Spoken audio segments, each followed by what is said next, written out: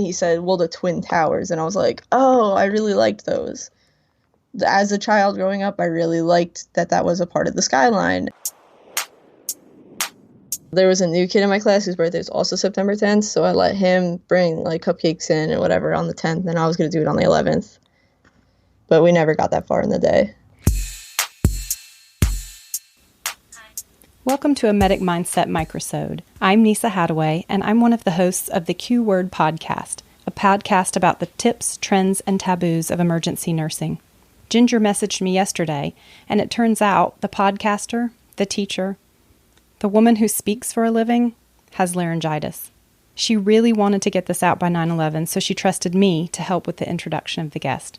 I remember exactly where I was on September 11th, 2001, and the guest in this microsode does too, even though she was only 10 years old.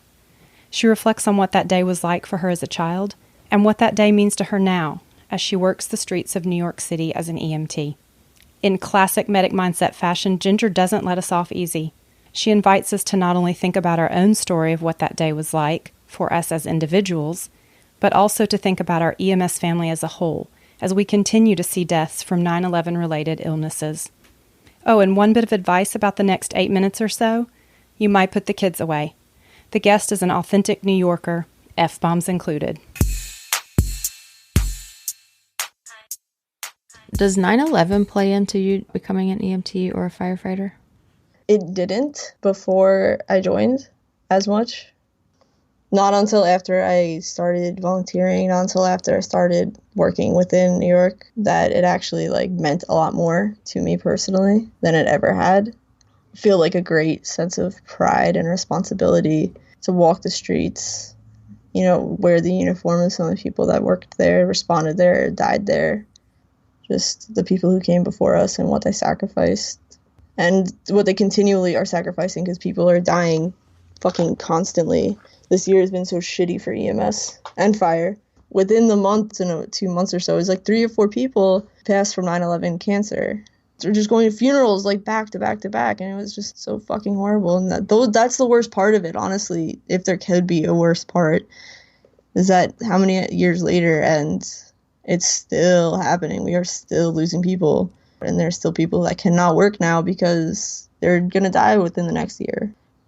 They told us it was going to happen. They said this is a time where people are going to start to be dying a lot more. I mean, there's a big wall dedicated to every member that passed, and there's just a big blank space, and the blank space just keeps getting smaller and smaller and smaller. I keep adding plaques to it. So how old were you in 2001? So I was 10. It was my school birthday. So my birthday, September 10th. There was a new kid in my class whose birthday was also September 10th, so I let him bring cupcakes in or whatever on the 10th, and I was going to do it on the 11th. But we never got that far in the day. What did that day go like? I think it was rainy a little bit up near me, if I remember correctly. I mean, maybe it was a nice day.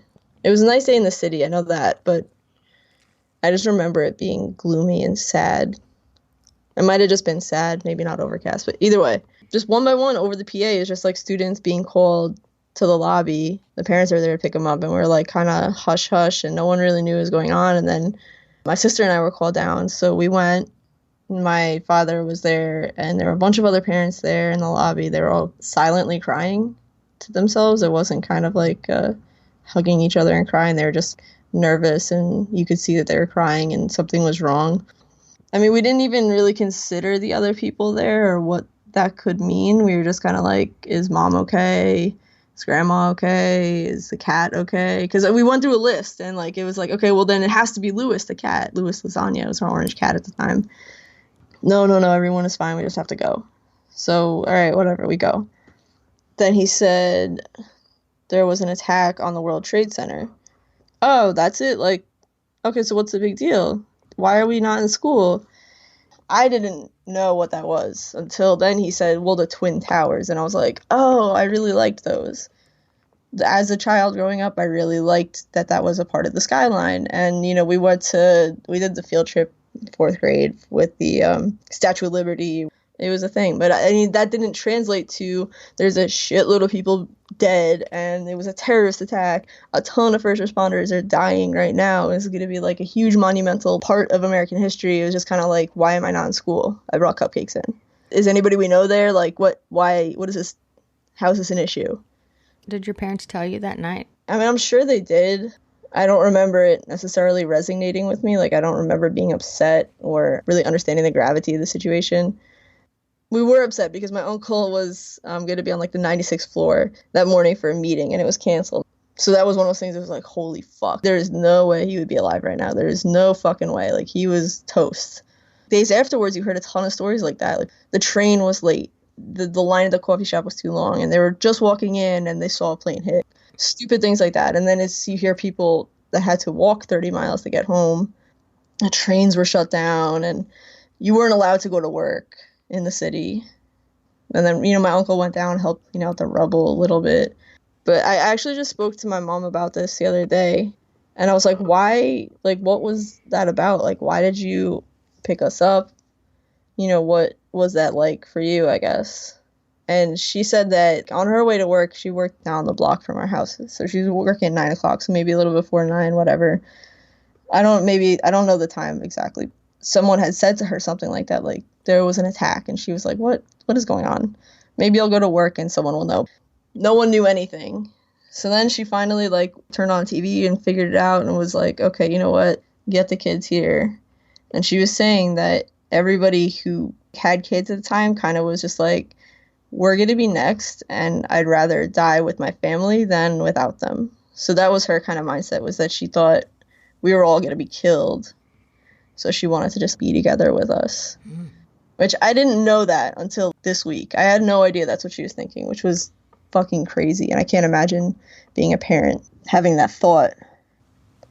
I think that was just a natural tendency. People wanted to go home. Yeah, I've talked to many people just all over the country. Obviously, they got stranded, couldn't fly. They just had this intense need to be inside their house.